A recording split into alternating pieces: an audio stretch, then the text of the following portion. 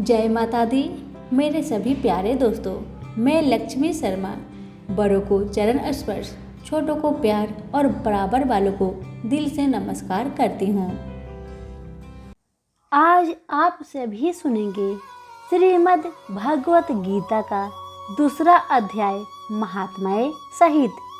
प्रतिदिन श्रीमद् भगवत गीता का महात्म्य अध्याय सहित सुनने के लिए हमारे चैनल को जरूर सब्सक्राइब करें। सभी प्रेम से बोले श्री कृष्ण जी की जय हो। संजय बोले, हे धृतराष्ट्र। तब श्री कृष्ण दया युक्त नेत्र में आंसू भरकर व्याकुल चित अर्जुन से बोले, हे अर्जुन, अनर्थ के सेवन करने योग्य अपयश कारक नरक में गिरने वाला मोह इस समय तुम्हारे मन में कहां से आया? तुम कायर मत बनो, यह शोभा नहीं देता। तुम हृदय की दुर्बलता को त्याग कर युद्ध के निमित्त खड़े हो जाओ। अर्जुन ने कहा, हे मधुसूदन, मैं रण में पूज्य भीष्म और द्रोणाचार्य के ऊपर बाण प्रहार कर कैसे युद्ध करूंगा? इस लोक में महात्मा गुरुजनों को न सताकर भीख मांगकर भोजन करना उत्तम है और अर्थ की कामना के लिए गुरुजनों को मारकर उनके रक्त से सने भोगों को भोगूंगा। हम नहीं जानते कि युद्ध में कौन जीतेगा। यदि हम जीत भी लेंगे तो भी जिनको मारकर हम जीवित रहना नहीं चाहते, वही धृतराष्ट्र के पुत्र हमारे सामने प्रस्तुत है। दीनता से मेरी स्वाभाविक वृत्ति नष्ट हो गई है और धर्म के विषय में मेरा चित्त मोहित हो गया है। मैं आपसे पूछता हूँ, जिससे निश्चय करके मेरा भला होगा, वह मुझसे समझा कर कहिए, क्योंकि मैं आपका शिष्य हूँ और आपकी शरण में हूँ। अतः मुझे ज्ञान शिक्षा दीजिए। मुझे पृथ्वी का निष्कंटक राज्य मिल जाए और देवताओं का भी अधिपत्य मिल जाए तो भी ऐसा कोई उपाय नहीं दिखता कि जो मेरी इंद्रियों को दुखाने वाले शोक को दूर करे। हे गोविंद, मैं युद्ध नहीं करूंगा। यह कहकर अर्जुन चुप हो गए। संजय बोले, हे राजन, दोनों सेनाओं के बीच में खिन्न होकर बैठे अर्जुन से भगवान श्री कृष्ण ने यह वचन कहे, हे अर्जुन, जिसके लिए शोक करना चाहिए तू उसके लिए शोक करता है और पंडित के से वचन तो कहता है, परंतु पंडित लोग न मरों का सच करते हैं न जीवितों का। यह बात असंभव है कि मैं पहले न था, तुम भी न थे और यह राजा भी न थे और इसके बाद भी न रहेंगे। जैसे देहधारियों की इस देह का लड़कपन, जवानी, बुढ़ापा ये अवस्था होती है, तैसे ही मृत्यु के बाद दूसरी देह की भी होती है। इसलिए पंडित लोग मोक्ष को प्राप्त नहीं होते। इंद्रियों या सप्त आदि विषयों से संयोग जारा गर्मी आदि सुख दुख के देने वाला है। आने जाने वाले और नाशवार जानकर इन्हें सहन कर, हे नर श्रेष्ठ।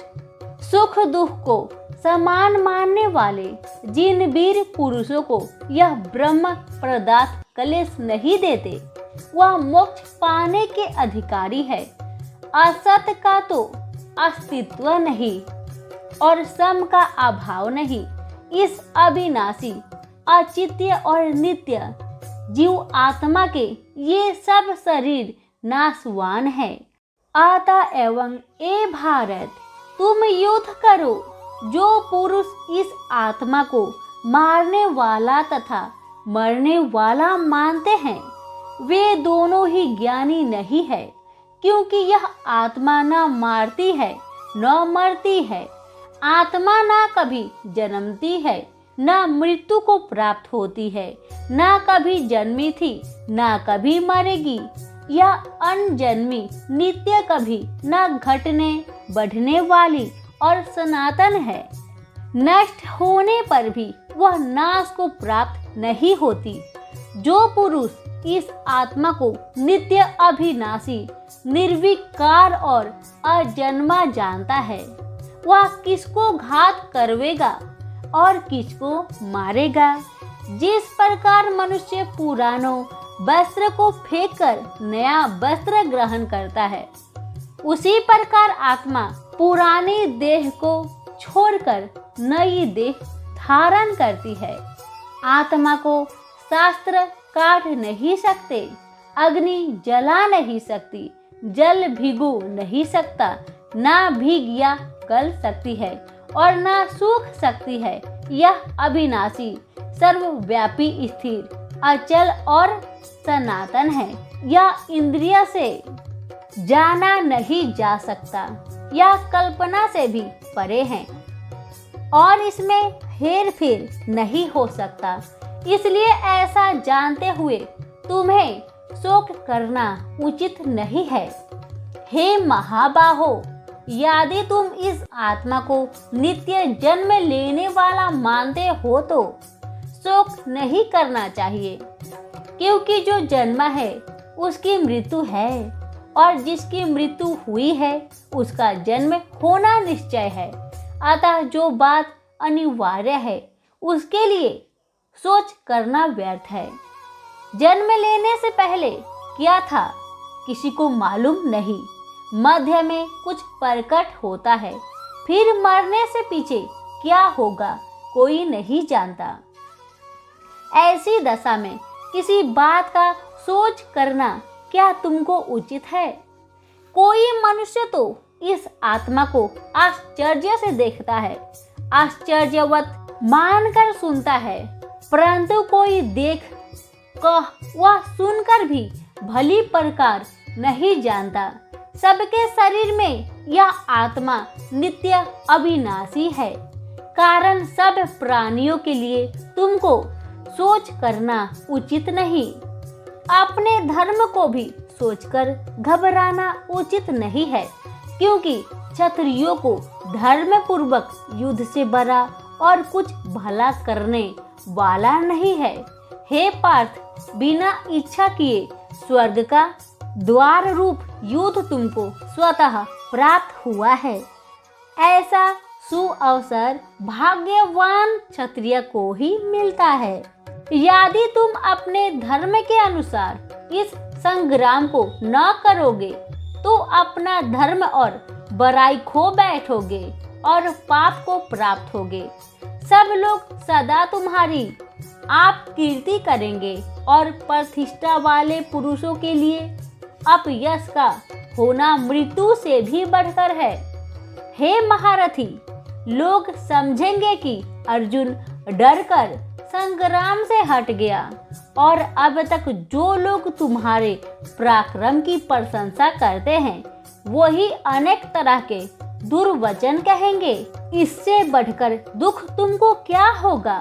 यदि युद्ध में नष्ट हो गए तो स्वर्ग के भागी होगे, जितने पर पृथ्वी के तल पर राज्य करोगे। इसलिए युद्ध के निमित्त दृढ़ प्रतिज्ञा होकर खड़े हो जाओ। सुख दुख, लाभ हानि, जय पराजय, इन सब को समान समझकर युद्ध के लिए तैयार हो जाओ। ऐसा करने से तुम पाप को प्राप्त नहीं होगे। पार्थ, यह ज्ञान उपदेश ज्ञान योग के विषय में तुमसे कहा गया। अब निष्काम कर्म योग के विषय में सुनो। जिस ज्ञान को पाकर कर्म बंधन से तेरी मुक्ति होगी। कर्म योग मार्ग में एक बार प्रारंभ किए गए कर्म का नाश नहीं होता और विघ्न पड़ने पर भी शुभ फल तथा इस कर्म का केवल प्रारंभ ही संसार के भय से छुड़ाकर पूर्ण ब्रह्म प्राप्त करता है। निश्चय करने वाली बुद्धि इस निष्काम कर्म में एक ही है और कामना वाले पुरुषों की बुद्धि एकाग्र नहीं रहती। हे अर्जुन, अज्ञानी उस पुष्पिता वाणी को ही स्वर्ग सुख से बढ़कर कुछ नहीं समझते। स्वर्ग सुख को ही जो उत्तम पुरुषार्थ समझते हैं, उनको कामनाओं से चित्त व्याकुल होने के कारण निश्चयात्मक बुद्धि से मोक्ष साधना उत्पन्न होती है। कारण कि उनका चित्त भोगादि में सदैव निगमन रहता है। जिन मनुष्य का चित्त इस प्रकार मोह में लिप्त है और उनकी आवशक्ति भोग विलाप और ऐश्वर्य में है, ऐसे पुरुषों के अंतःकरण में निश्चयात्मक बुद्धि नहीं होती। हे अर्जुन, वेद त्रिगुणात्मक है। तुम निष्काम हो जाओ। सुख दुख को समान जानकर नित्य क्षेम आदि स्वस्थों में ना पड़कर धीरजवान और आत्मनिष्ठ हो। तुमको केवल कर्म करना चाहिए, तुम्हारी अधिकार में फल नहीं। तुम न तो फल की अभिलाषा में काम करो और न निकम्मे ही। फल की आशा त्याग कर कर्म की सफलता असफलता को समान समझकर तुम योगस्थ होकर कर्म करो। फल की इच्छा रखने वाले निकृष्ट होते हैं। निष्काम कर्म करने वाला पुरुष ईश्वर कृपा से इसी संसार में सुकृत तथा दुष्टकृत इन दोनों ही का त्याग कर देता है। जो सब कर्मों में कल्याण कारक है, कर्म फल को त्याग कर ही बुद्धि युक्त ज्ञानी पुरुष जन्म बंधन से हटकर मोक्ष को पाते हैं। जब तुम्हारी बुद्धि मोह बन के बाहर निकल जाएगी, तब तुम्हारा मन आगे सुनने वाली तथा हुई बातें से विरक्त हो जाएगा। अनेक श्रुति स्मृतियों के वचनों को सुनने से तुम्हारी बुद्धि भ्रमित हो गई है। जिस समय वह निश्चल होकर आत्मा में निश्चल होगी, तभी उनको तत्व ज्ञान प्राप्त होगा। अर्जुन ने पूछा, हे केशव, आत्मा स्वरूप में निश्चल बुद्धि वाला किसको कहा है? उनके लक्षण क्या है? श्री कृष्ण जी बोले, हे अर्जुन, जो महात्मा पुरुष मन की कामनाओं को त्याग देता है और अपने आप ही से प्रसन्न रहता है, उसको निश्चल बुद्धि वाला कहते हैं। दुख में जिनको मन खेद नहीं होता और सुख में जिनको आसक्त नहीं होती तथा प्रीति भय क्रोध जिसके जाते रहते हैं, वह महात्मा स्थिर बुद्धि वाला मुनि कहलाता है। जो सर्वत्र स्नेह करता है, जो शुभ पदार्थ होने पर हर्ष नहीं करता, अशुभ से अप्रसन्न नहीं होता, उसी को स्थिर बुद्धि जानना चाहिए। और कछुआ जैसे अपने अंगों को सिकुड़ लेता है, उसी तरह जो पुरुष अपनी इंद्रियों को विषय से हटाता है, उनकी बुद्धि स्थिर जाननी चाहिए।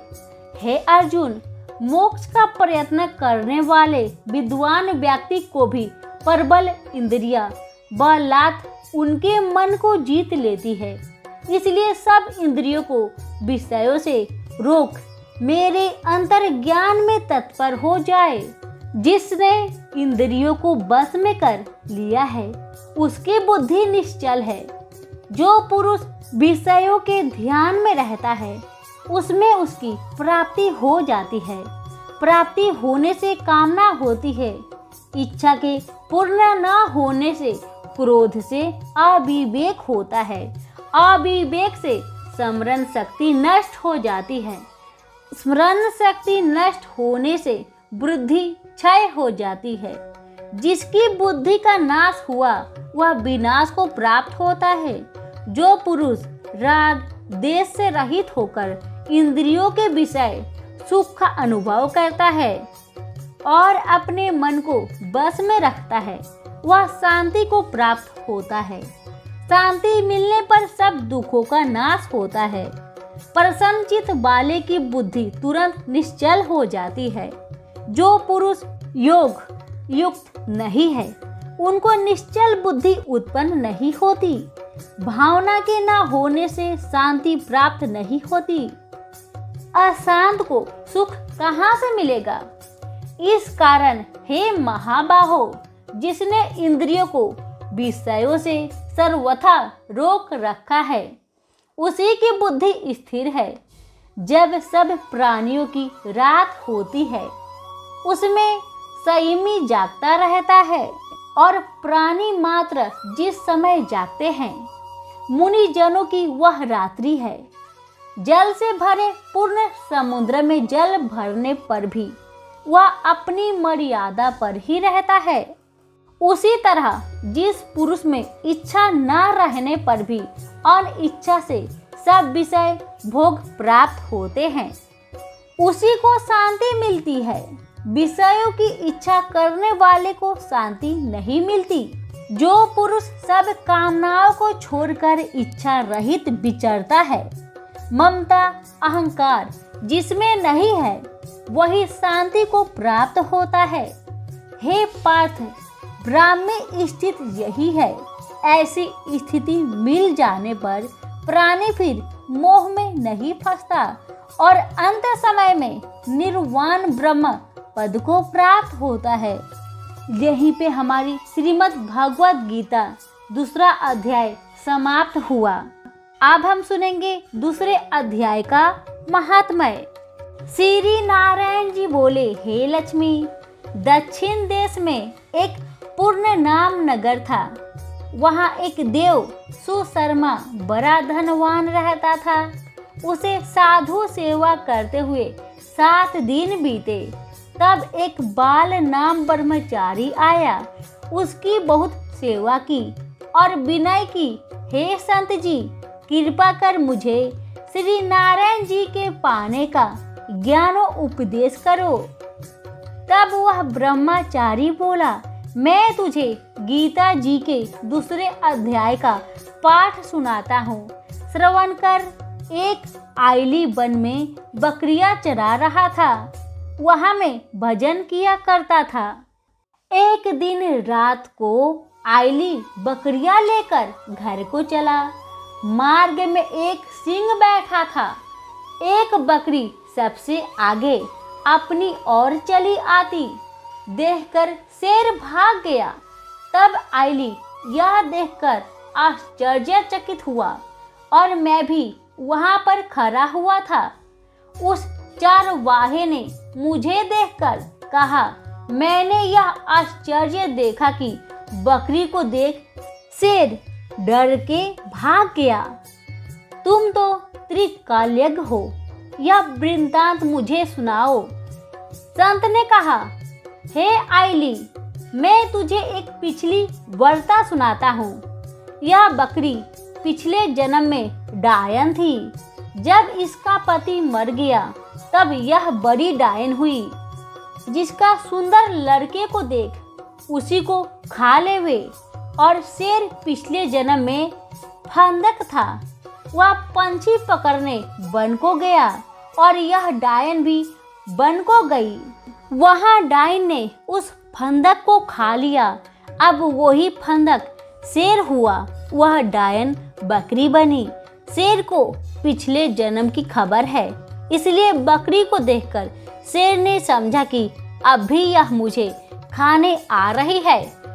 तब आइली ने कहा, मैं पिछले जन्म में कौन था? संत बोला, तू पिछले जन्म में चंडाल था। आइली ने कहा, हे ब्रह्मचारी जी, कोई उपाय भी है जिससे हम तीनों ही इस अधम देह से छूटे? तब संत जी बोले, हम तुम तीनों का उद्धार करते हैं। यह कह संत जी ने जब गीता जी के अक्षर सुनाए तो उनको सुनते ही तुरंत आकाश से विमान आए और उन तीनों को विमानों पर बैठा बैकुंठ लोक ले गए। अधम देह से छूटकर देव देही पाए और देव सुशर्मा भी ज्ञान को सुन मोक्ष को प्राप्त हुआ और देव देही पाकर बैकुंठ को गया।